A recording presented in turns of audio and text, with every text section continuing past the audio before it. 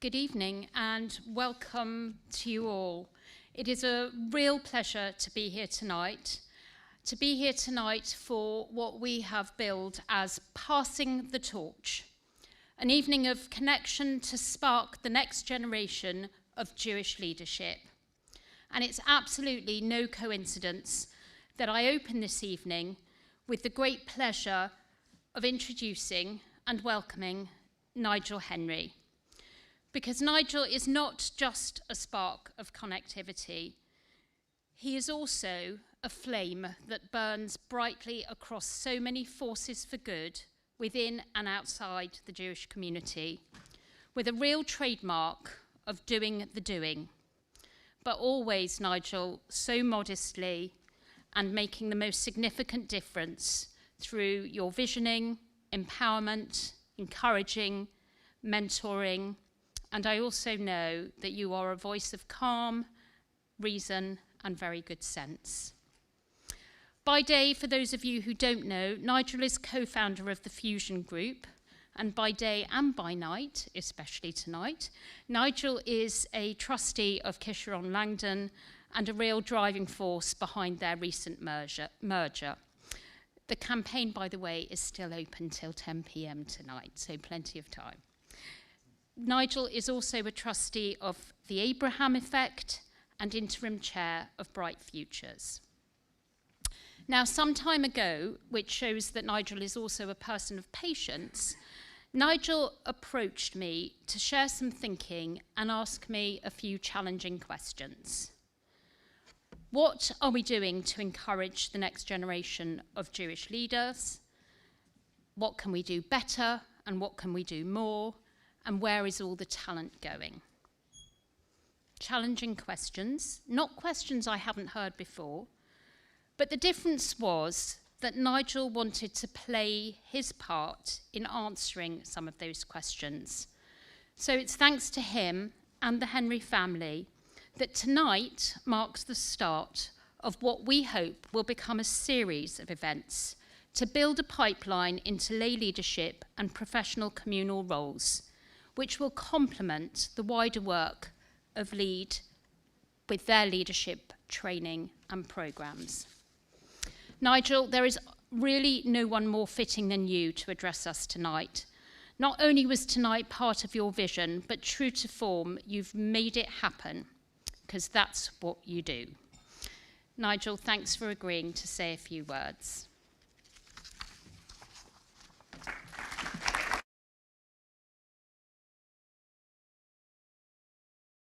Thank you, Debbie. Good evening. Very, very lovely for this to happen and see so many people here keen to be involved in the community. Thank you. I think for the next generation to be involved has always been important, but in the last few months, it's become greater than ever. So over the last couple of days since Debbie asked me to say a few words, I've just been thinking about how I started in the charity world. And it was really as a kid, just being around my parents who were always putting their hand up to being committees. My dad was a treasurer of the Shawd Board of Deputies, chairman of the Burial Society.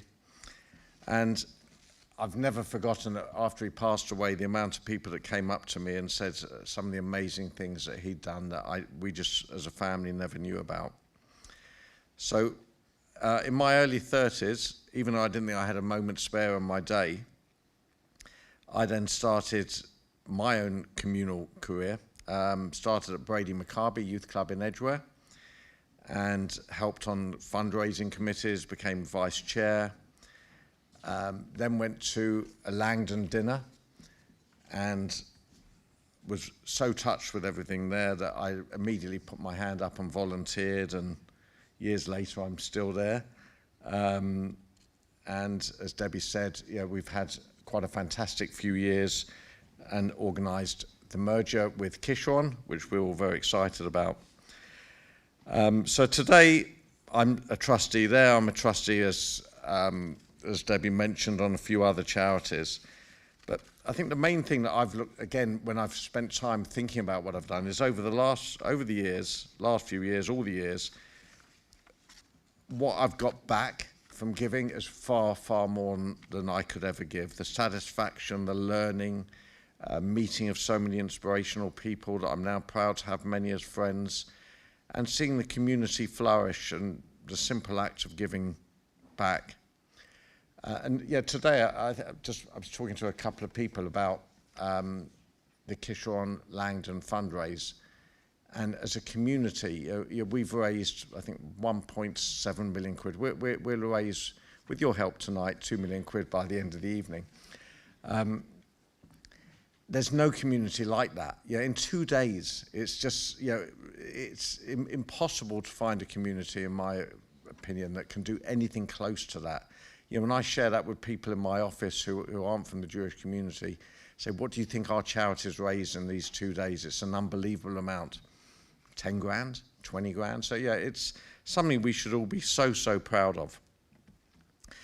So for the next generation, your energy, your enthusiasm, your fresh perspectives are invaluable assets in tackling the challenges we face going forwards. And you probably ask a question, why should you be giving up your time when there's so many other things to do in today's world? And to me, the answer lies in the sense of fulfillment, purpose and volunteering that our community brings. And when we extend a helping hand, we don't just uplift those who need it, but we uplift ourselves.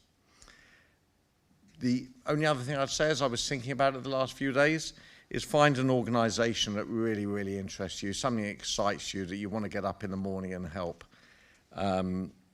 Everything I've ever been involved in over the years there's been some personal reason, family reason, to give me a real purpose to get stuck in and make it succeed. And before I sit down, just a thank you to everybody in our community who does volunteer, from an hour a month at a youth club, and to those that, and Debbie knows one of these, that have given up their lucrative careers in commerce to devote all of their time and energy in the charitable world, and that really is quite special. So a deep gratitude to thank you for everybody here today for making your next generation's lives so much better. Thank you.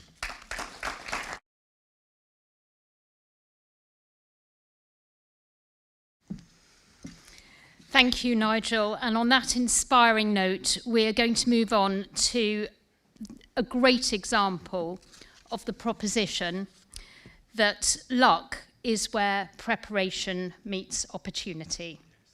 I've even got a sweatshirt, thanks to Daniel, where luck is where preparation meets opportunity. Think about that, because you're going to hear a bit more shortly. And because it's something I first heard from our special guest tonight, Daniel Geey. Daniel, by way of introduction, is the nation's darling when it comes to all things sports law. He's a partner at Sheridan's and works with a variety of football clubs, agents, players in areas of takeovers, transfer, contract negotiations, and more. But he's also a broadcaster, a podcaster, a journalist, and the author of, amongst other works, The Done Deal, and now Build the Invisible, copies of which you now all have in your possession. When Daniel presented me with an opportunity to read his then unpublished manuscript of Building the Invisible, and I'm really fangirling here, I was very excited.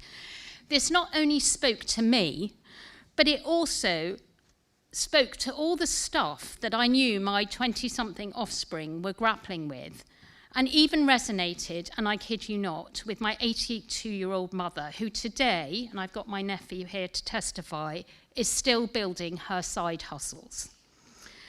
I knew that Daniel's top tips and the way he encapsulates them in the book would ignite and encourage more of us to build not just careers, but dream careers, which include and hone all aspects of our interests, our passions, our skills, and as Nigel has just said, that rarely is about just being on a single track. It is about the art of juggling, multitasking, and constantly evolving. And I knew I wanted to find more people to hear Daniel, and in preparing how best to do that, luck came in knowing a person who is on the journey to doing all of this. Nina Freedman is one of my trustee colleagues on the JLC, and I know that Nina is entirely comfortable with me saying that she is the youngest ever JLC trustee, and before that was president of UJS in 2021 to 22, and professionally is now a civil servant at the Ministry of Justice. I am so excited to have you both in the room tonight, and I know it's taken a while to get here, but I really thank you for being here, and I really look forward to hearing what you have to say during this conversation. Over to you, Daniel and Nina. Thank you so much, Debbie. That's a great introduction. And how do we follow that? How do we follow that? So I think to begin, I'd like to touch on what Debbie mentioned about luck being where preparation meets opportunity. And obviously you have a career that people could only dream of as a football lawyer. So how did you get there? Can you tell us a bit about your career journey and what happened to get you where you are today? Of course. Firstly, thank you, Nigel and Debbie, for inviting us here for a bit of ego boosting. So yeah, it's much appreciated. And Nina, thanks for all of the help in preparing everything for today. If there's anything that goes wrong, it's totally my fault and nothing to do with you. Yeah, the glamorous part, as we're going to talk about, is you know, the social media post with a footballer or the cool deal or takeover that you do. The less glamorous post or description is, for 10 years, I was a car part and vegetables regulations lawyer. Now, that definitely does not sound as interesting, and if anybody had been invited to a talk by a car parts and agriculture lawyer, I'm definitely sure they would have just been my dad and my brother attending, so thank you for coming. The reason why I say that is what Debbie talked about right in the beginning around the side hustle is exactly that. So Holly's, my wife's here, she's the fulcrum of all of my good ideas. And it came about simply because when we were dating, and I was obviously, well, I say obviously, I'm a football fan, football mad, reading everything, listening to everything, watching everything I possibly could in life as a Liverpool fan. But I was having trouble finding the transition from lawyer in the most unglamorous sectors into lawyer and the sectors that I wanted to work with, which was sport and football. And what I ended up doing, which I thought was a good idea at first, which was a terrible idea, that was my idea, was writing in sports law journals about all of these football cases and stuff that I loved and was happy writing about. The problem was that when the journals came out, my dad was very excited because obviously, you know, published in a sports law journal was great. The problem was when I asked for the data analytics of how many people had read it, there were 8 people that had read it, and I think my dad had probably read it about 7 times. So not too many people had read my journal articles. And it got me thinking actually then around the side hustle and around needing to scale. And Holly came up with the idea, which was, well, why the hell are you, she had a few more expletives to be fair, why the hell are you writing in law journals? Why aren't you actually doing a blog yourself? But this is when blogs back in 2004 weren't. You don't want to know how old I was in 2004. I'll talk about that in a bit. So there I was. I didn't even know a website that hosted blogging was the truth back then. But that's how I started with my side hustle. I was by day a vegetables regulation lawyer, and by night a football law blogger that had no football clients, that had no sports clients, that had no experience in the football world, but was building this invisible foundation into knowing everything I could around the football regulations, around transfers, around Carlos Tevez, around Javier Mascherano, around all of these very cool disputes that I was absolutely 100% not involved in. But people, for whatever reason, started thinking that I knew what I was talking about. And in part, it was to do with the fact that I'd read these cases so often and that I started to build that expertise. And if I just talk about one brief example as well, which was actually the breakthrough, was just as I started my job at Sheridan, so 9 years ago now, And I came to Sheridan's, in truth, with 0 sports clients, 0 work, and really being slightly worried that I was a complete fraud and not being able to do any sports work, in truth. But I had a very, very strong relationship set, and we can talk about relationships in a bit.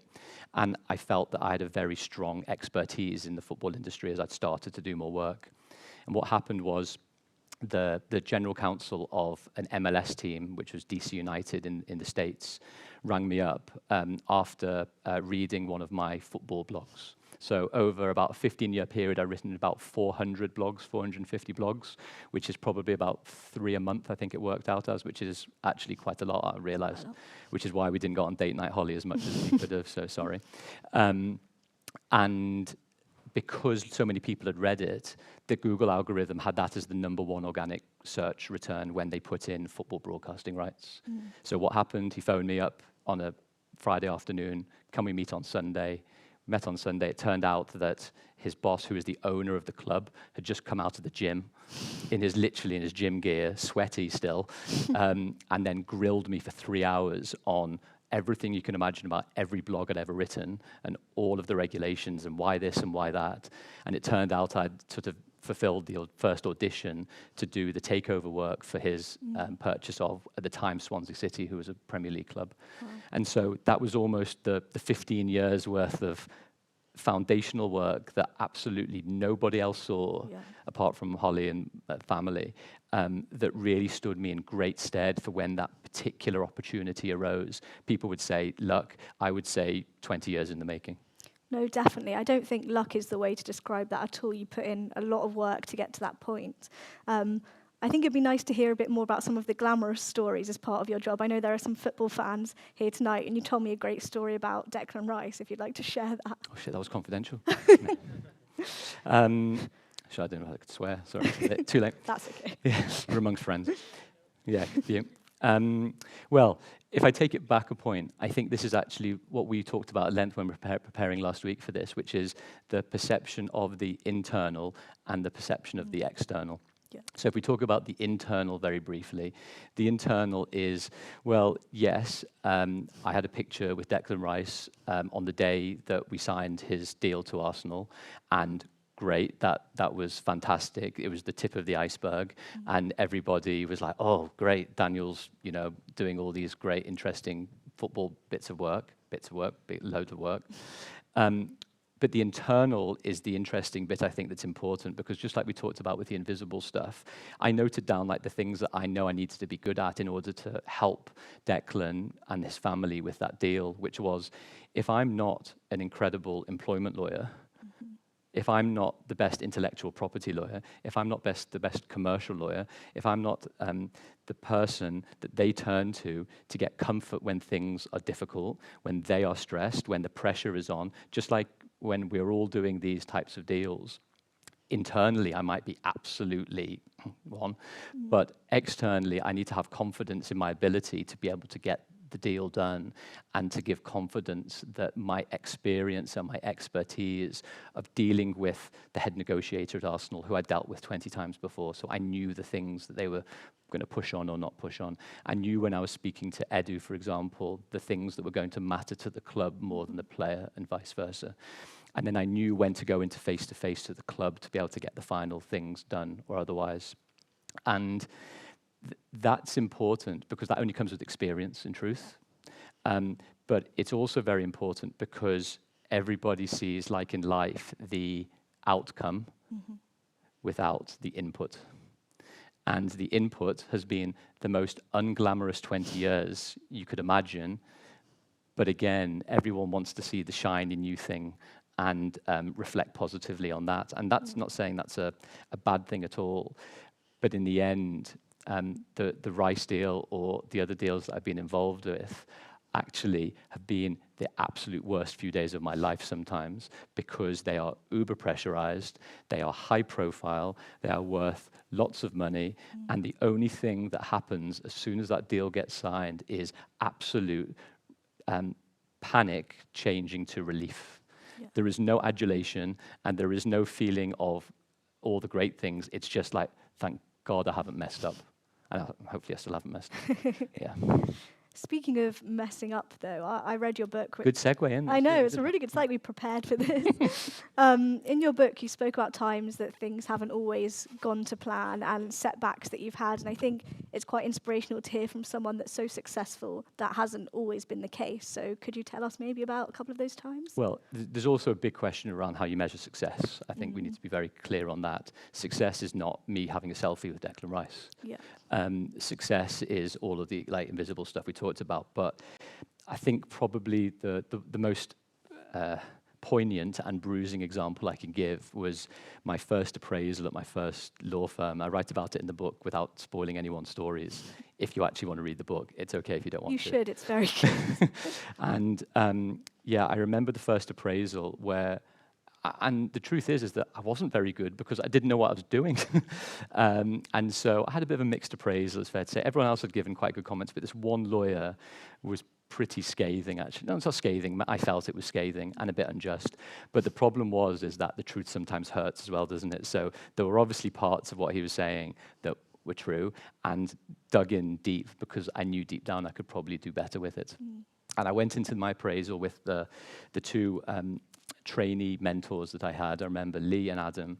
And they were so good about it because they'd obviously seen it a million times before. You feel like it's the end of the world, don't you? And it's never the end of the world. Although at the time, it feels like the world's caving in. And after a while, they said at the end, well, Dan, there's two ways of dealing with this.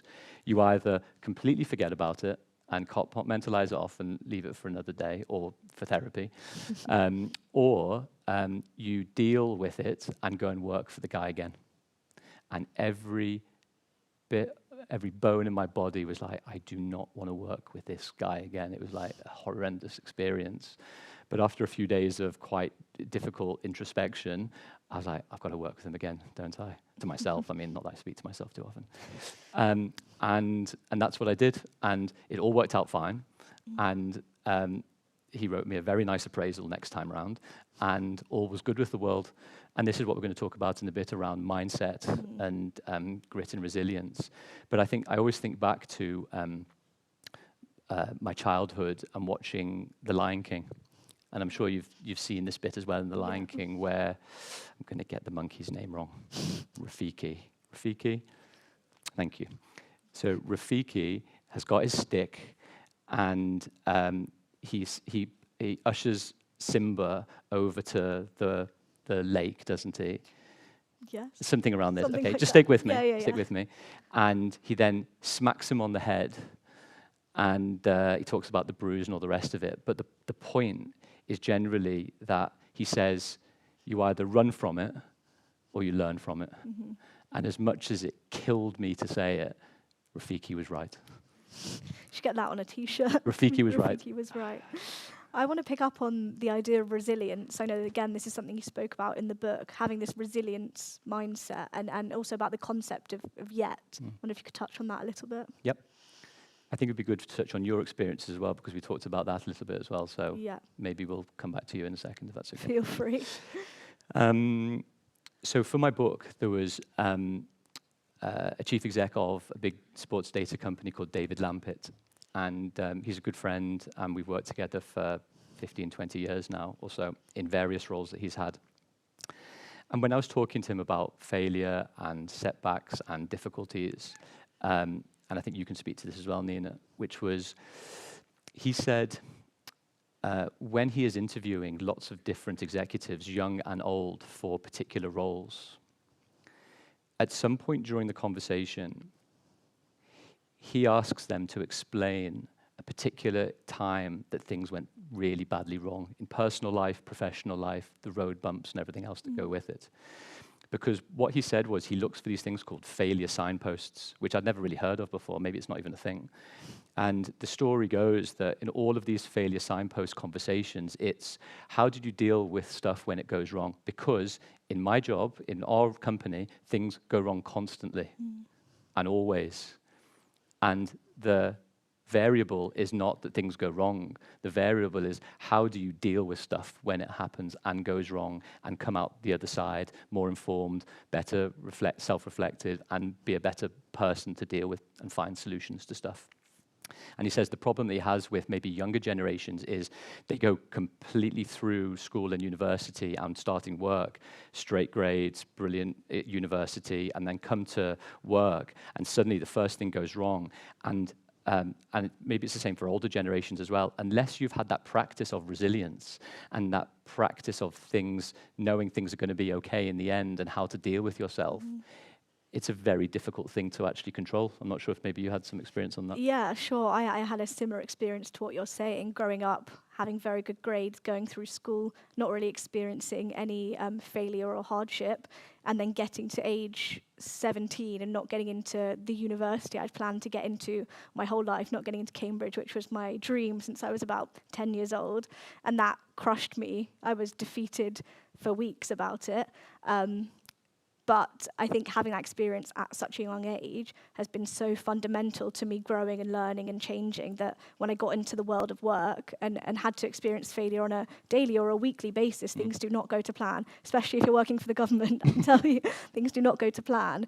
But knowing how to pick yourself up, dust yourself off, that is the most important thing in the world. And to also understand that it sets you on the path to where you're supposed to be today. And I wouldn't be sitting here today had my life gone that way because of the university I went to and the choices I made. So, yeah, I identify with that very strongly. And so I'm going to give a really rubbish story to hopefully give a good bit of wisdom, which was, it was about 5 years ago, I played in the finals of a tennis tournament.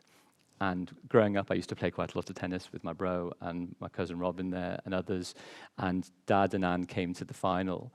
It was a great day at Chandos. We got to the final, and we thought we had a good chance. We got absolutely battered. Not just, I mean, like, it was actually a bit embarrassing.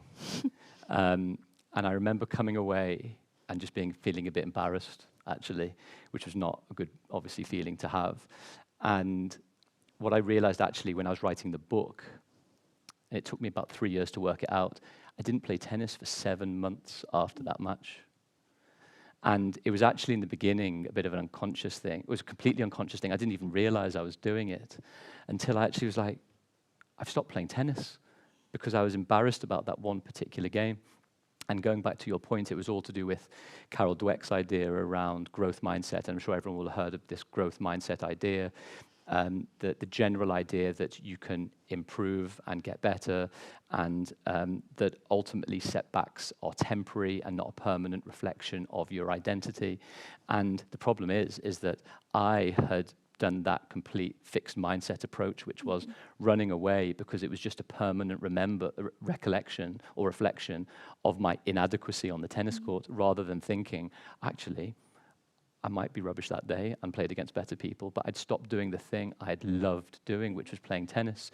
So yes, I still double fault loads and I still smack balls into the net, but I still love playing tennis, and my fixed mindset had really stopped me from doing something. And it's a thing I'm still consciously thinking about. Yeah, definitely. I think it's something for everyone to learn about growing. It happens even any age, you grow and you change. But turning to the aims of tonight's event, I want to hear your thoughts a little bit on what you think the value is of bringing young people into organisations, whether that is in a professional sense or in a charity sense. I know you're someone that really sees the value of that. I'd like to hear your thoughts on it. Yep. We're going to talk about it in a minute, but I love the idea of thinking about the other. I think I am so rewarded when you're able to give more than receive. I mean, that's more of a general concept we're going to talk about in a bit. But I think the specific thing that becomes very symbiotic between younger generations and older generations is this. The older generations generally are time poor, more stuck in their ways, more wedded to routine, and are more threatened by the new. Whereas the younger generations are time rich, opinionated, in that in a good way, and are always at the coalface of new things because they have that time. So the question is, how do you go like that with it? And I think the answer, one of the answers, is to the older generations, we don't know, I maybe class myself as older generations, we don't know what we don't know. And I'll finish that riddle in a second. To the younger generations, I think you've got to work out, because you have more time, how to be able to say interesting things to people.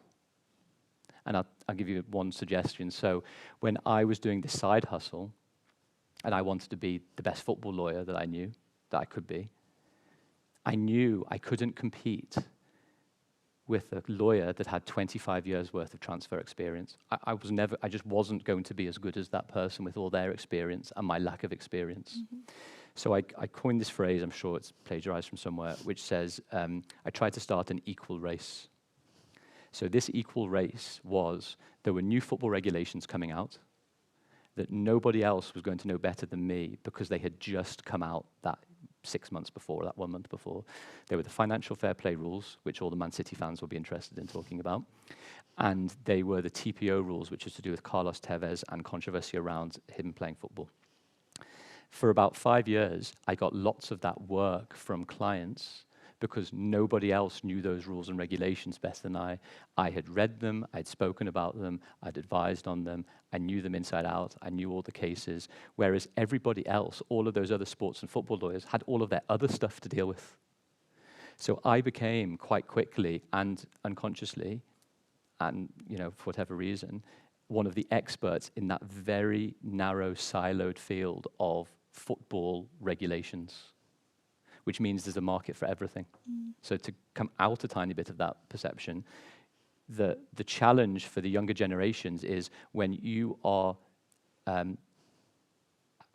have lots of time and are not time poor like the older generations, how do you become a very mini siloed sector expert about something that you can offer significant value to the older generations for? And I will try and give you the answer to that if possible, because lots of people ask me that. Which is, I think there's two things. I think there's more than two. One is technology and consumption habits. Every person over 40 years old is incredibly scared about TikTok. I mean, you mention the word TikTok, it's a bit like, and there's one other acronym that scares someone more than TikTok. It's called AI. The reason why I say that, which is absolutely vital, is Matt and I, another one of family in the room, are discussing lots of different AI projects at the moment, and he's teaching me tons. But the thing that is incredibly valuable for me, which as a generally time-poor person, is how can I use AI to my advantage? Think about the other, and then you will work backwards quite quickly about how that can be of benefit. So, for example, I am now thinking about ChatGPT. I'm thinking about Opus, which is like for links. I'm thinking about 11 Labs, which does voice stuff. And then I'm thinking about DALL-E, which is like pictures and word prompt conversion into pictures. Because otherwise I'd have to pay someone X amount of money to be able to do a picture. I'm thinking now of using for the next audiobook, me actually sampling my voice. Wow. And it can actually then convert in about 25 minutes, Matt, into a complete audiobook. That's crazy. Now, that for me, from an efficiency perspective, is absolutely fantastic. So going back, it's not about me, but trying to give you those examples, is how best can somebody tell me about how to optimize my time and make me more efficient without somebody saying, please can I have work experience, Daniel? Because that is full of friction to me, and the former is frictionless. Yeah, very interesting. It gives you a lot to think about as a young person. I think a lot of people expect opportunities to come to them, but how are you preparing yourself and opening yourself up to opportunities? And I think self-development, recognizing your own skills is a big part of that. So pivoting slightly to talk a bit about charity work. I know you're someone that does see the value in charity work for sure, but can you tell me a bit about why you hate committees? I've set you up for the clickbait. Okay, so this is me coming from a place where I was on the Young MDA committee a long time ago, and it was amazing. MDA, Magen-Darm, yeah, rather than the drug. That would have been a cool charity. That would have been very cool. Anyway, yes, and the thing about committees, if they're done right, is the most empowering doing thing possible. My problem with committees is time is my only variable. My problem is time. It's a positive that my problem is time, which means that I am triggered by inefficiency and a lack of accountability. So inefficiency, people speaking and not doing, is my worst, as my wife knows. Probably more about me. But the upside of that is, at some point, a lot of it I'm quite controlling. What that means in practice is I will try and do as much as I can by myself. So that happens with events, I've done with Ort, Noah's Ark, and otherwise. But the problem is that at some point, your control only takes you so far because every human being is capacity constrained to an extent. So the dilemma is always control, meaning doing everything yourself, and then dropping the ball at some point because you've got too much on, versus scale. Scale is scary because you have to rely on others. That means that I can only do so much as an island myself, up to a certain degree. The conundrum, as I've sort of tried to articulate, is how do you scale with keeping control? And you can't. But you scale by recruiting extremely well. So I think the answer to my question is, so long as there are lots of doers, I am absolutely not triggered. And I feel great about the fact that people are out there, like that first young MDA committee, we had 10 people that we spoke about stuff and then it happened. Yep. My problem is on committees and other things, sometimes depending on the mix, depending on how personalities are and otherwise, just that issue of, I feel like I've just wasted the last 4 hours of my life, and that's not a good feeling for me. No, I understand that. And it's definitely something, as someone on a committee, I understand how that can be a challenge, but I think the value of coming together with people with different experiences and views is enormous. And as someone who's been welcomed into a fold for having a particular viewpoint, I can't understate the value of that. So I don't want to take up too much time, want to leave time for audience questions. So just final one from me. Later this evening, we'll be encouraging everyone here to network, to speak to each other, connect with one another. As someone who has a very impressive network yourself, what would be your advice for maybe people who are looking for opportunities, looking to connect with others, but might feel nervous about doing so? Oh, welcome to the first 20 years of my life as a professional. So there's a great book. Build the Invisible by Daniel Geey. Your message. No, there is another good book called, it's bad title, it's called How to Win Friends and Influence People by a gentleman called Dale Carnegie that my cousin Robin introduced me to, which is great. And there's a whole, about 4 chapters in, around listening. And it's all to do with getting intel about the other person, which is actually the key. Because I think when you start off, the thing that you want to try and do is impress and not have awkward silences and make sure that you're not going to get rejected and they're not going to just go away and pretend to go to the toilet and then not go to the toilet and then it looks embarrassing. And so that what happens is you just speak without necessarily thinking and you're just trying to elongate the conversation out of desperation sometimes. That's how I felt. I've been there. Okay. And the answer to it is counterintuitively, ask very open-ended questions and wait for long answers. So that what ends up happening is you feel comfortable that you don't have to be constantly almost advertising yourself, but you get great intelligence about the other person. And then what happens, which is even better, is as those relationships start blossoming and broadening, you can actually go back to them the second time round and continue that conversation on WhatsApp or whatever, because you've known the 4 things that you've taken away, which is they love holidaying in South Africa, and they play tennis, and their child is going to whatever school, and they love reading books on self-development. And you've already got 5 hooks, which isn't, please let me have a work experience with you, but it's, oh, I've got this new self-development book that actually you really like, and there's these really good top tips, or something like that. Yeah. So it's the mix of openness, and everyone here will have that approach, mixed with open-ended questions and then just relaxing into listening to the answer. And P.S., nobody has ever come out of a conversation where they've spoken about themselves saying, I had a terrible time, because everybody loves speaking about themselves, me included. That's why I'm here. Thank you. That's really good advice.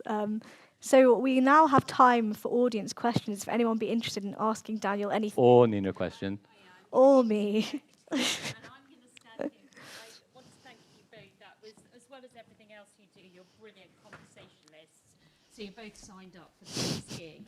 But actually, there is time to ask questions of both Daniel and of Nina, because we've had an insight into different perspectives, and obviously both in different roles doing a multitude of different things. So are you all right if I sort of take questions? Yeah, and absolutely. As Daniel has just said, ask open questions and expect very long answers.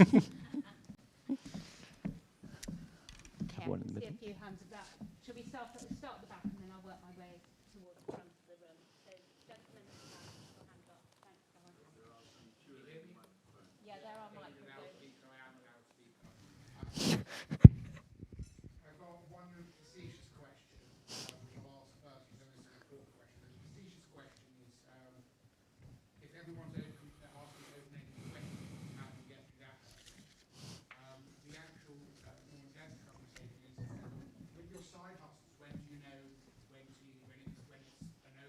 How far would you invest into a side hustle and then come to the conclusion, maybe my energy and time is best spent elsewhere? Have you had that experience with your own journey? Do you want me to go first? Yeah, I mean, I don't have an answer to them. Then I'll go first. Well, there's a great book called The Infinite Game.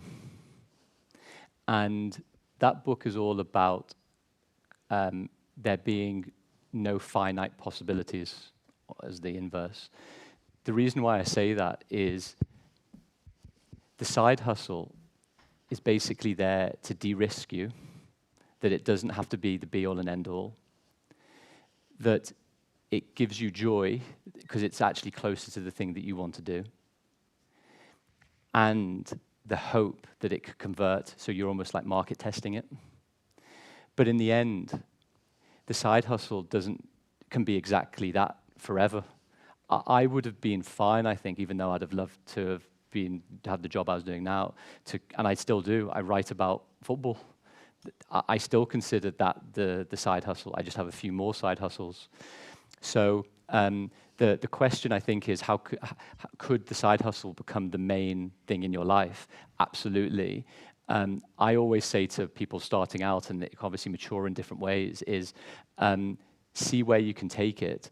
But actually, for some, the side hustle will stay the side hustle. For some, it will be additional income. And for some, it might convert into the job or the sustenance.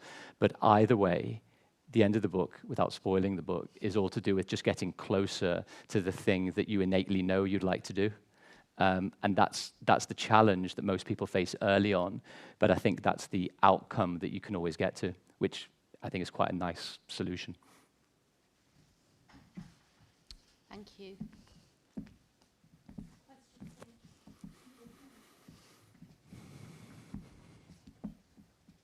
Thanks very much. I have a sort of a question to challenge something, Daniel, you said, so sorry about that, but I open it to both of you. You were saying that sort of the difference between the older generation and the younger generation is that the older generation is time poor and the younger generation is time rich. But I guess maybe, I'd say that applies probably, up to university age. But I think as someone with a fellow member of the audience here who's quite involved in a young committee, dare I say it, for another Jewish charity, one of the sort of the greatest problem that we face actually is that the young generation are increasingly time poor because, jobs are getting increasingly demanding, out of hours, people taking their work phones and their work home with them. And I guess so the question, for both of you is sort of challenging that assumption and also sort of asking how you both suggest sort of dealing with that whilst also trying to encourage a younger generation to sort of volunteer their time in the Jewish charity sector when they don't have much of this time. Oh, I can say from my perspective, I do have quite a busy life. I have a relatively demanding job, and the way I manage it is really through strict prioritization and boundaries. I think if something's really important to you, the Jewish community is very important to me, so I make time for it. And I think no matter how time poor you are, there will be ways that you can adapt and you can be flexible. And I think you have to have the passion and the drive to do that. And if you don't have the passion and the drive, maybe you need to find something else to do, because there will be something that motivates you to stay up that bit later, to go to bed 2 hours later than you planned, to wake up 2 hours earlier than you thought. I think once you find the right thing, then it should be easy. Totally agree. I think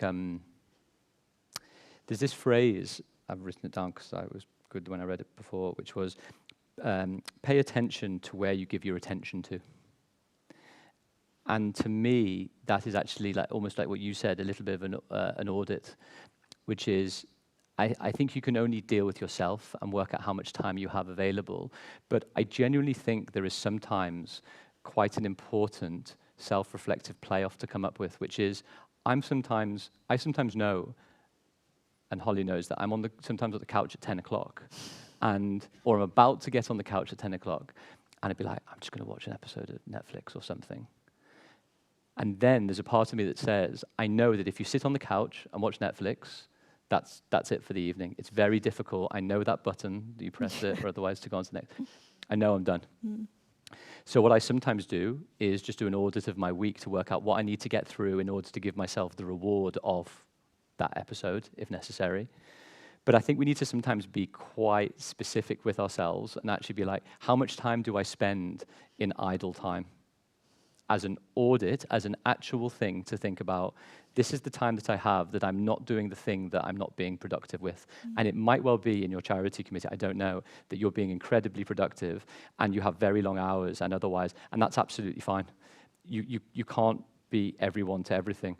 I read a good blog from a guy called Ryan Halliday, and he was talking about how you have 3 buckets in life: work, friends, and family, and usually you can only do 2 of those 3.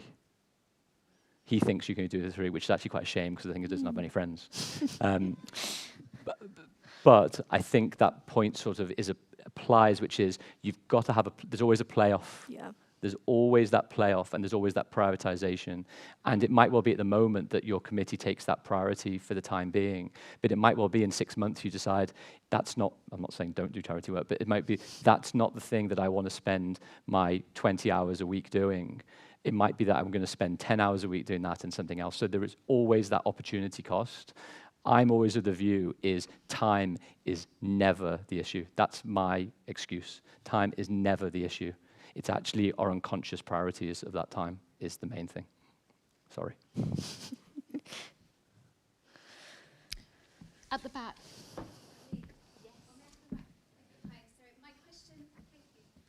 This specifically to Nina. So on the theme of this event, which is about Jewish leadership, can I ask you, in these turbulent times that we're in, post 7th of October, and we're in a different era, do you think that I just want to ask you, what do you think, do we need a different type of Jewish leader for the community? And when I say Jewish leader, I'm not just talking about like people on committees, I mean like big picture, like people who, do we need like sort of some kind of like moral leadership or someone who's going to bring us together as a community? And who are those people? Do we have those people? If that makes sense. Yeah, makes perfect sense.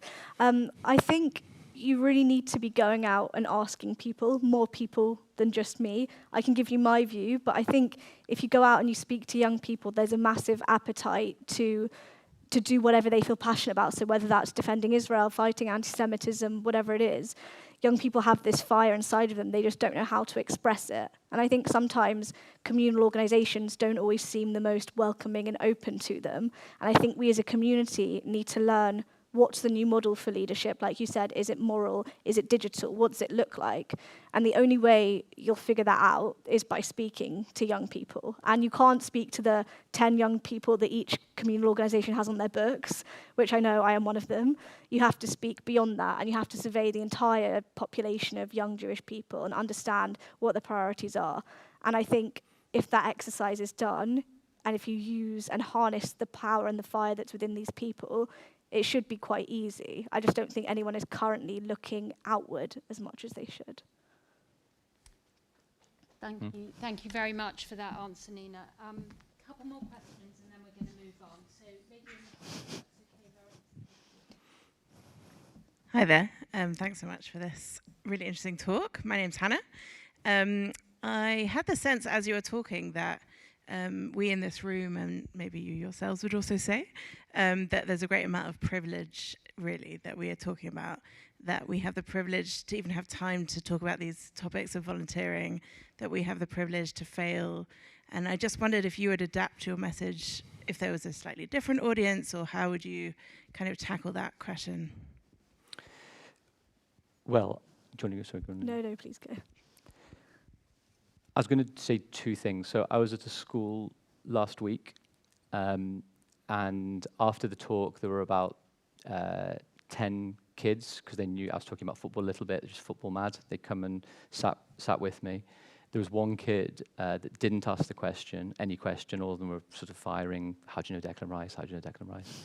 And I could see the one kid wanted to ask a question, but just didn't either have the words, I thought, or was just very quiet and timid, but was still there. He still volunteered to come along.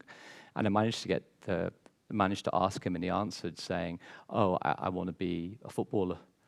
But I saw him almost welling up, actually, as he was saying it, and I could see his teacher next to him as well. And I said, well, how's it going? And he said, I haven't got there yet. And to the yet point, it was a really interesting one, because in schools there's this big push, it seems, for this growth mindset. I think the growth mindset is a very big idea generally, and it's not sort of pushed as well. But this idea of yet being an optimistic outcome, really. And as soon as the teacher and myself, to a small extent, articulated the optimism of his language as a, I think, 13-year-old kid whose life is football in a way, it's amazing how the positivity of very small micro-messaging in language to one person made such a big difference. I would say the other thing is last weekend I saw and this isn't just picking up me because I know tons of people that do similar things, an article around a school in Highbury who has taken in a huge Afghan community in the last 3 years. They're called Beacons High.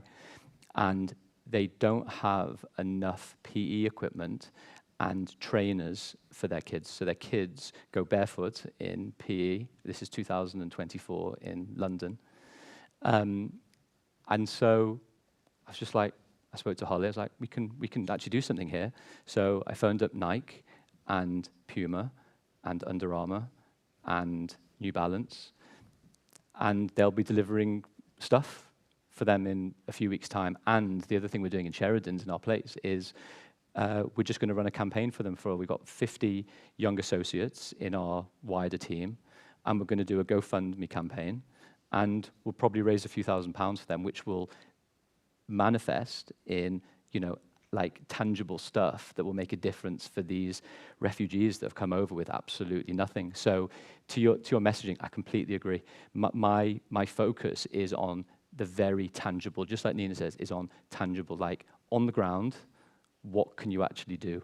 And that's the best part of in my mind, the charity sector or the giving sector, which is seeing outcomes quickly that make a difference. Thank you, Daniel. One more question, and then I'll have to draw questions to a close, but thanks very much. So, Lawrence, the lady in the third row, please. Hi. You spoke a lot about your partner, Holly, which is lovely. Hi.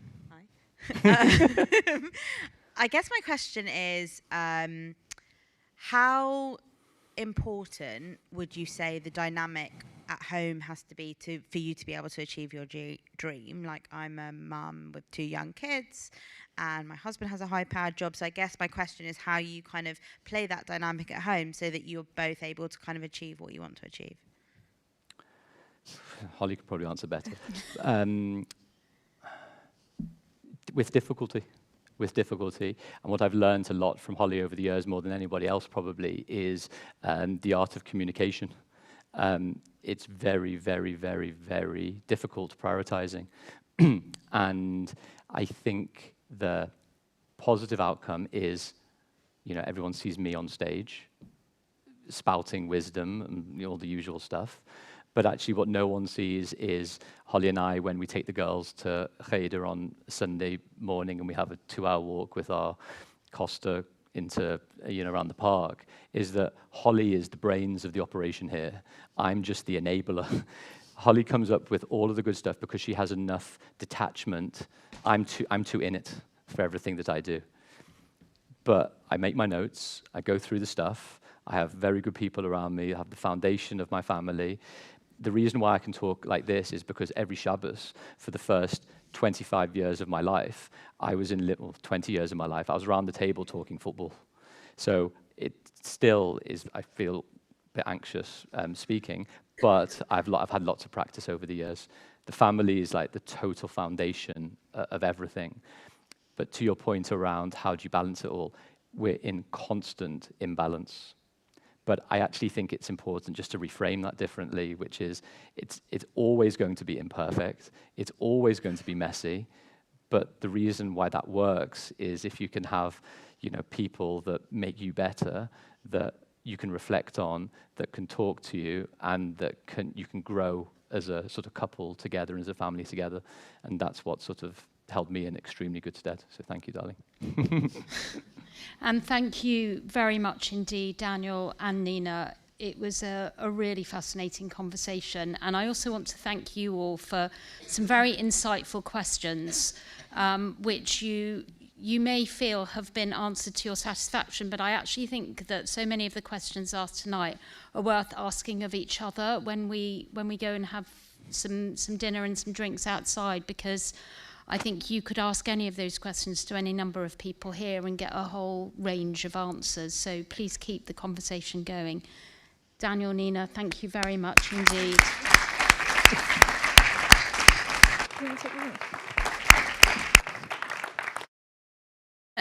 And we are now going to move on to some sort of proof in the pudding from what we've heard and what we've been reflecting on, because we're about to hear from 3 particular people in the audience tonight who showcase in so many different ways how to build, and in all their cases, how to continue to build, which just goes to show that the day is very long, their professional and their communal careers. I have to say they also typify, and this is something that we sort of touched on tonight but didn't really stick on, the adage that ask a busy person. So we talked about how do you balance this, how do you prioritise. Ask a busy person, so there's definitely something in that. And why we're so pleased this evening, because they demonstrate in very different ways the steps that they have each taken to lead in all sorts of different directions. But also, what really strikes me about them all is the imperative that we can all be torchbearers. Sometimes we're carrying that torch, and sometimes we're actually passing it on to others. And so in no particular order in terms of torch-bearing, I'm going to welcome my friend, and it's always lovely when worlds collide, my friend and communal colleague, and I have all 3 buckets, Daniel, Hilda Worth. Hilda is Vice-Chair of World Jewish Relief. She is Chair of Conservative Friends of Israel and has been former co-chair of Jewish Women's Aid, trustee of the JLC, and of the Institute of Policy Research. So Hilda, really look forward to hearing from you.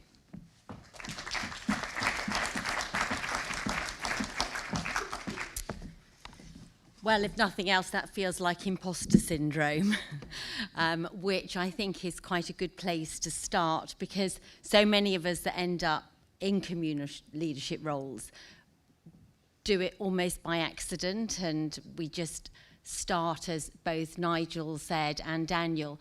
I was brought up and had the role model of my parents who were always involved in the community. I grew up in Nottingham, I was born and brought up there, and my first communal involvement came from BBYO.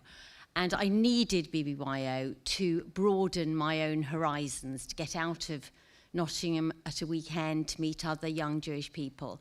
But I really got involved in it. I ended up as national vice president, and actually one of my friends, his son is here tonight as well, so that is actually challenging. But that gave me a confidence in my leadership and an ability to get involved when I eventually did move to London with my family and my 4 kids, and was looking for, I'd always continued doing different things in Nottingham, but when I moved to London, I took a bit of time and to evaluate what I wanted to do.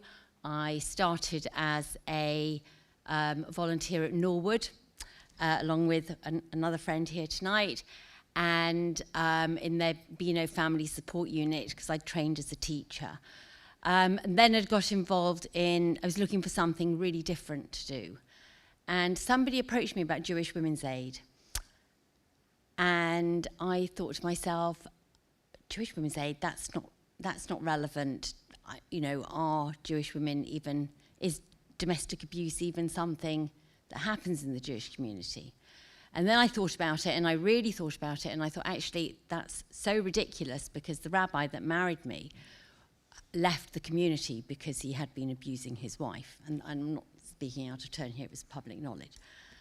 And I thought, I can articulate a message, and I felt very privileged to I started off in their education department, went into schools, talked about domestic abuse to young kids, Jewish schools, and raised awareness of an issue at a time when it wasn't really being talked about in the Jewish community at all. It wasn't really even being talked about in wider society, culturally, and I felt privileged to be part of a team as the cultural shift happened. When we first went into schools, you weren't even allowed to talk about domestic abuse. It was you talked about healthy relationships. And so to monitor and watch how that changed was a real privilege to be a part of.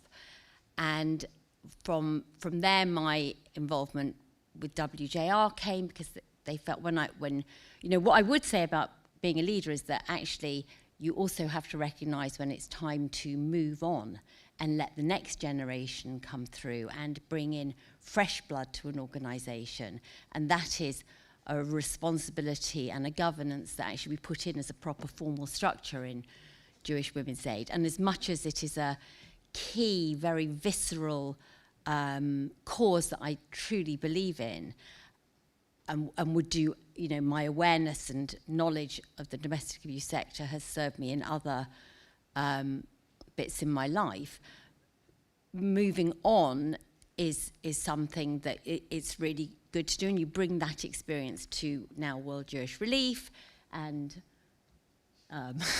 other organisations, and even CFI. When I first got involved in Conservative Friends of Israel, I'd always been interested in politics, and I'd always been a Zionist, and I was asked to go on the board there because they had no women on the board,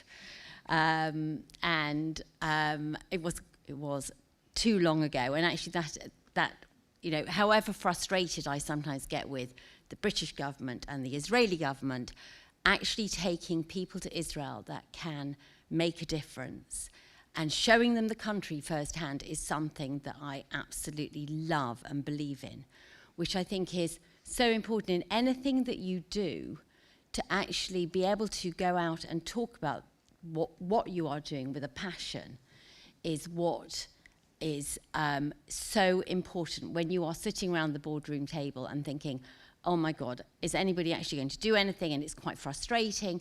But if you have your passion and knowledge for what you're doing, whatever it is, then that is the time when you know you're in the right organisation.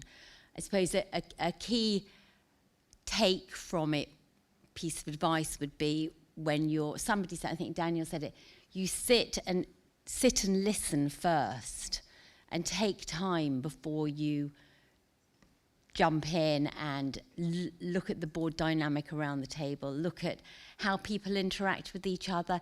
Is this something that you want to do? Can you say no? Really useful skill to be able to say no to people. Sorry, I think I wrote some notes and now I don't know where I am, and I think I'm running out of time anyway. But it is a tremendous privilege, as the lady who asked the question, to have the time to be able to work in a voluntary capacity for the community, because what you get back, the experiences that you get back, the people that you meet, the connections that you make with people are so rewarding. You meet people that do things that you might never have had the opportunity to meet in a professional life or with your friends or whatever. And actually, I feel very lucky to have been so involved in so many different things. So good luck to the next generation.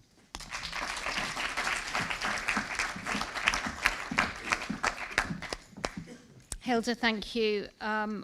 Always very inspiring to hear from you, and I know you'll be around later, so if people want to have a conversation and ask questions, please do.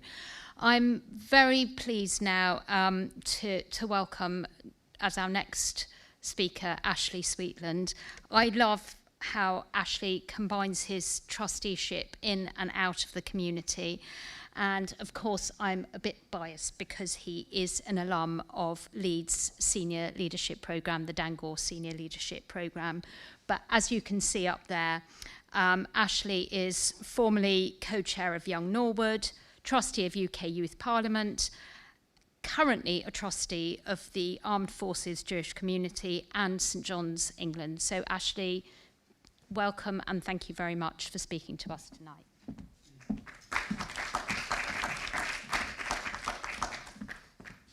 Thanks very much. Good evening, everyone. Great to be here. Thanks for the opportunity. And Nina and Daniel, love the conversation. Thank you.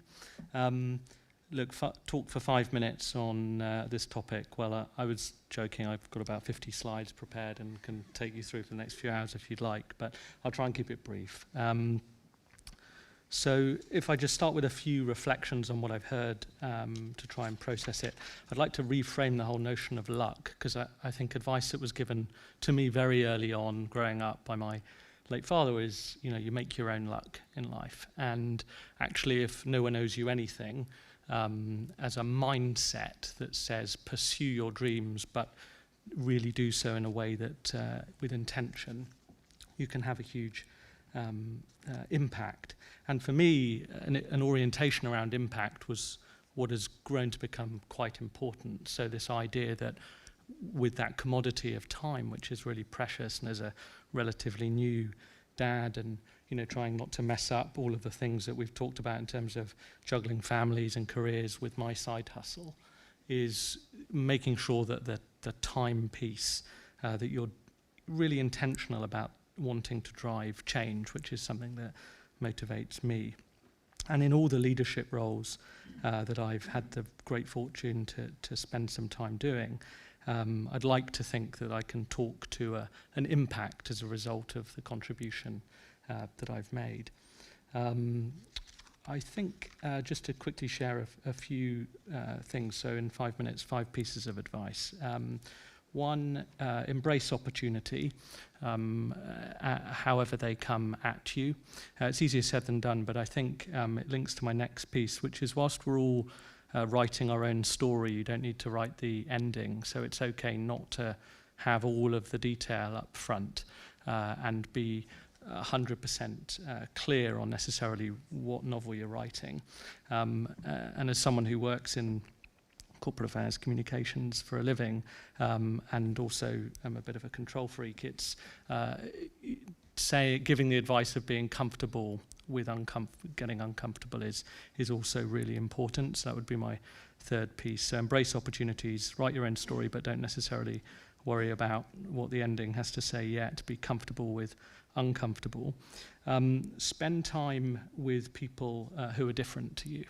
And I think that as a community, I grew up outside of London as well. I grew up in Bournemouth. There's a lot of consistency with some of the people who I really admire in the community who've not necessarily just had a London experience. And I think that very important, and I'm now very mindful of bringing up my own family in London and wanting to make sure that there's a broad range of reference points, which I think is a community that has a great history of being outward looking, that we retain that. So spend time with people who are different to you, and then really invest in the network. And that's something which the community has given me access to in spades. I'm immensely grateful to the JLC lead for the opportunities through the Dangle programme and others to build those communal networks and meet lots of really quite inspiring people who, as well as having long lists of side hustles, also have chosen to dedicate their professional careers to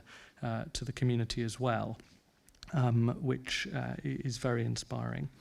So they were my 5 things. I think if I reflect on my communal volunteering and the impact, for me, the listening piece that we've talked a lot about this evening is very powerful. And again, grow up, can hear my dad always saying he was a school teacher, mostly in the state sector, mostly in fairly difficult environments, and he's finished his career working in the Jewish education system.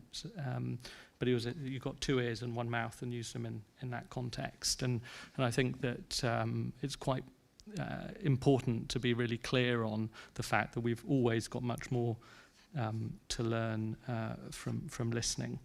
So it's that sort of notion of seeking to understand before trying to be understood. I guess my final piece, and I'm probably at my 5 minutes, is from a communal volunteering point of view and thinking about the next generation. And Nina, I was 20 in 2004, so having done lots of things at a relatively young age and had great support to do that. Never set out to change the world, but it became increasingly important that I was doing things that were making a difference.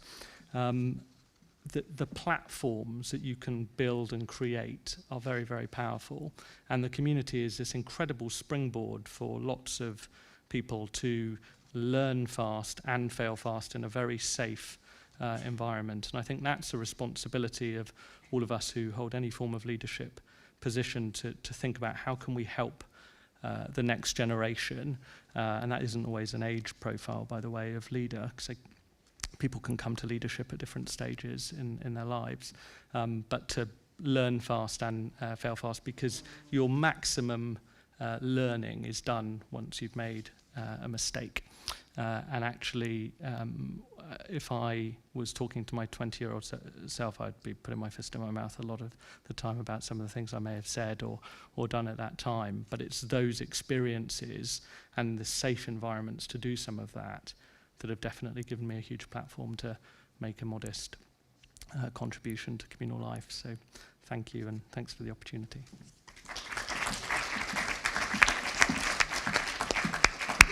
Thank you so much, Ashley, and we might be coming back to you to actually get those 5 tips in writing. My final guest here this evening needs little introduction to many of you who work and volunteer in the Jewish community, because Eli Gaventa has many roles, and he is currently head of strategic operations at UGIA. He also has an MSc in voluntary sector management and is a trustee for JVN, the Jewish Volunteering Network. But he has also volunteered across the community in many spaces, including Vice-Chair of Limud in 2023, and has had roles in the New Israel Fund, SEDEC, UJS, JDC, and London Youth. So on that note, Eli, it would be fantastic to hear from you.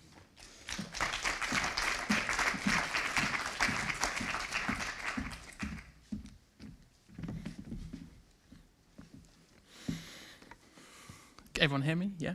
Good. Thank you. So the benefit of going last is I get to build on the important reflections of Hilda and Ashley, and I get to say, yes, I agree, great stuff. And Daniel, I'm one of those people that is actually uncomfortable talking about myself, but I'll follow the brief and share a little bit about my journey as a volunteer leader.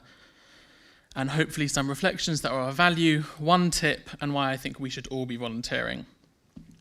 Over the past 15 years, I've been driven by the idea that every young person in the community deserves full and empowered access to their inheritance that is Judaism, in whatever shape or form that takes for them, and with that, we each have a responsibility to build a better world. For me, that started at 16 as a madrich for my youth movement. Then at 18, I was selected as a Yoni Jesner scholar and studied in Israel for 2 years. On my return for university, I continued to volunteer as mazkir for 2.5 years for my own youth movement, in student politics, as a trustee for my student union, or as part of the founding team for the University of Arts JSOC. Or in other volunteering realms, as a photojournalist, volunteering with SEDEC, the JDC, or London Youth, or even as the youngest person in the room of community activists attempting to found a new Jewish secondary school, which failed when we couldn't come together with the other group that were trying to start a Jewish secondary school. And then most recently, with lots of bits and pieces in between, I was Vice-Chair for Limud Festival, and the chair is my sister over there. And for the past few months, I've been a trustee for JVN, the Jewish Volunteering Network.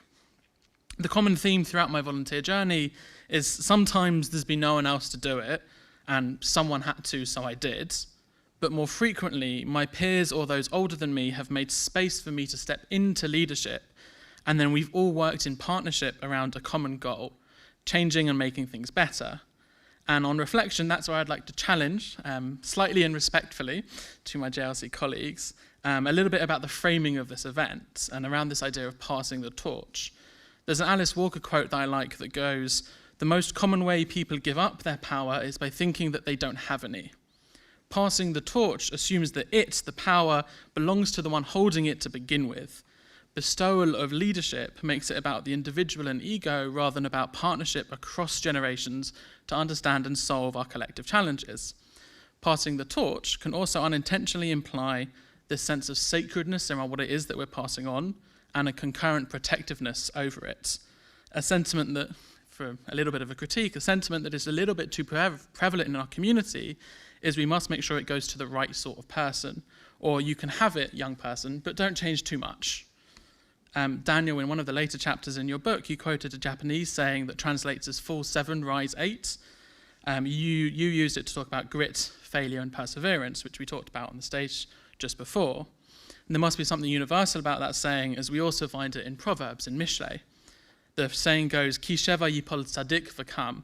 7 times the righteous person falls and yet still gets up, says King Solomon. What I take from King Solomon's saying is that each time they failed, I believe they must have tried something different, new methods or approaches in a learning loop where they may have even gone for entirely different destinations.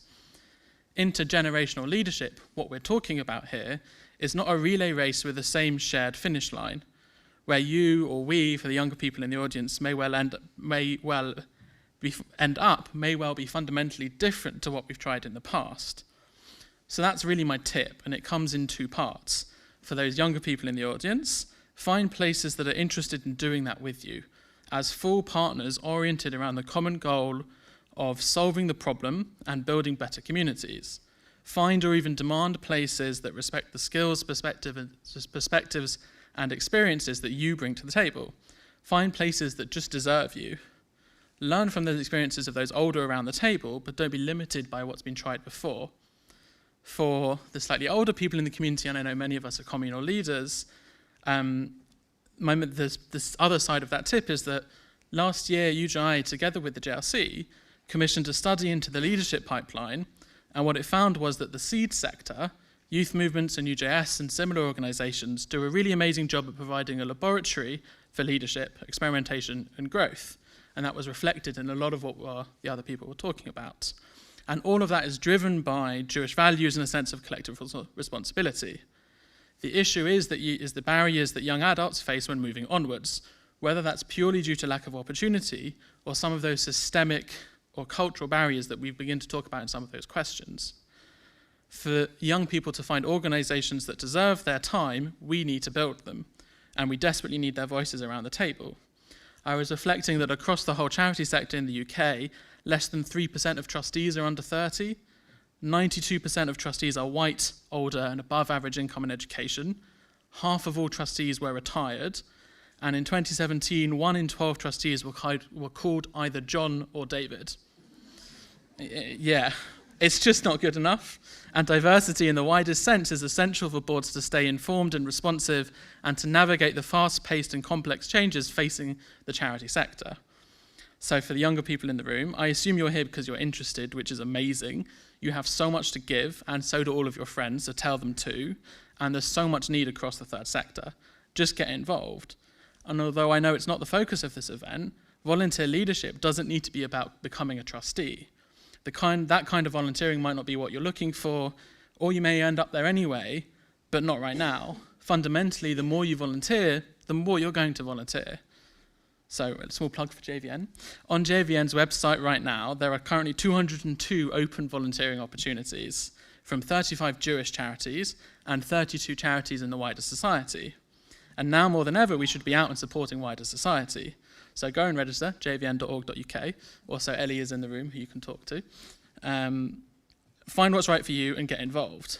So my message around why we should volunteer, and this I'll close. Why get involved? Why volunteer? So I've been doing it for 15 years and have no intention of stopping. And we need you. If you have a vision of how we can be better as a community, as a society, if you look at the world around you and are dissatisfied, step forward and fix it. If you want to ensure that the gaps left by the state and the private sector, or by leaders who've come before you, or you don't feel represented by your leadership, or if it's simply you want to fully participate in civil society, that space of uncoerced human association, where we can be in community with others for something better, then step up, join in. There's really nothing else like it. Thank you.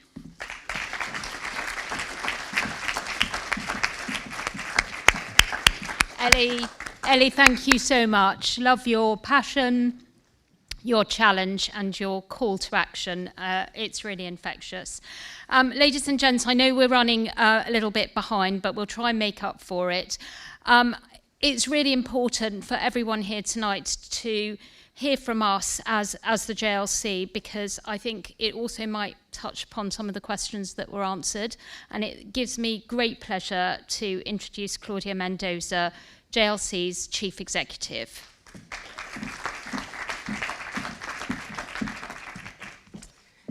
Well, thank you so much, Debbie, and thank you to the Henry Foundation for your generous sponsorship. Daniel and Nina, I absolutely loved that discussion, so thank you so much both for your time, and Nina for being not just a young trustee, but a brilliant trustee of the JLC. Hilda, Ashley, Ellie, that was great. Thank you so much. I'm sure you've inspired many in this room. I'm really here tonight just to explain a little bit about the JLC, to talk to you about the work that we do for those of you who don't know us. I can see many of our members in the room, both lay and professional, so it's great to see you here and you can back up what we do. But we are an organisation with 37 member organisations in the Jewish community. We span the breadth and the depth, not the entire community, but we span as far and wide as we can. And our role really is to magnify and amplify the voices of our members, to connect and coordinate, and to strengthen and support the Jewish charitable sector. I'm really pleased that LEAD have hosted this event this evening. LEAD is our leadership development program within the JLC. They play a unique role as a development organisation working to build sustainable lay and professional leaders. And we do this through major leadership programs, the Adam Science Leadership Program and the Dangle Senior Leadership Program, both of whom have just had their graduations. And we have some graduates here, and we have some very recent graduates here, and I am actually an Adam Science alum. I never know if it's alum or alumni or alum, but I did the program, and I'm here to tell the tale. So just having seen the amazing cohort of Adam Science graduates and Dangle Senior Leadership graduates, I'm really, really passionate about the next generation and who's going to come in and take up leadership positions within the community. And I'm really proud about the role that JLC has played in that. Daniel, you mentioned something around, I wrote it down, being triggered by talking and not acting, but I'm so pleased that at the JLC we very much hire doers, and it's why we're able to put on amazing events like tonight with very generous support. Nick and Lawrence have made tonight's event seamless, made sure we've had the right snacks and the right dinner and the right drinks. I should say those lychee martinis are very strong. The other thing that I just wanted to talk about in terms of what LEAD does is, you know, part of sustainable leadership is enabling our communal organisations to connect with the people with the skills and the desire to make a difference and to make a contribution, be that through lay or professional leadership. And so there's so many opportunities at LEAD to ensure that we can do that. Obviously, recent events in Israel and the spillover here mean that the need for people to engage, to come forward and support, to hold firm, and to build stronger together is greater than ever. So I really know that there are many people out there in the community who have had a fire lit since October the 7th, and we want to be able to work together to make sure that we can find suitable opportunities for you. And that leads us to today's event, and which we hope will be the first of many connecting opportunities. I'm sure Debbie will tell you a bit more about the next steps in a few moments. I mean, this is a good opportunity for me to say that if you want to learn more about the JLC, please do sign up to our newsletter. We share all of our events and all of our recent musings in those newsletters. You can follow our social media channels. We're on LinkedIn, Instagram, X or Twitter and Facebook. We're not on TikTok, probably not because we're scared of, you know, being too young and hip, but probably because of some other issues around TikTok.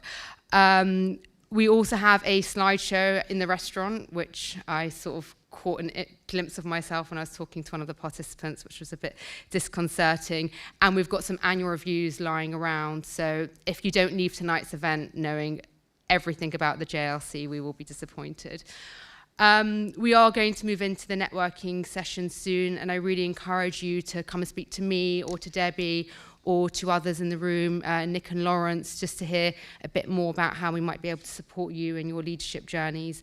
But just to say, once again, a massive, massive thank you to Nigel, Debbie, Daniel, Nina, and the LEAD team for putting on today, and look forward to engaging with you in due course. Thank you and enjoy.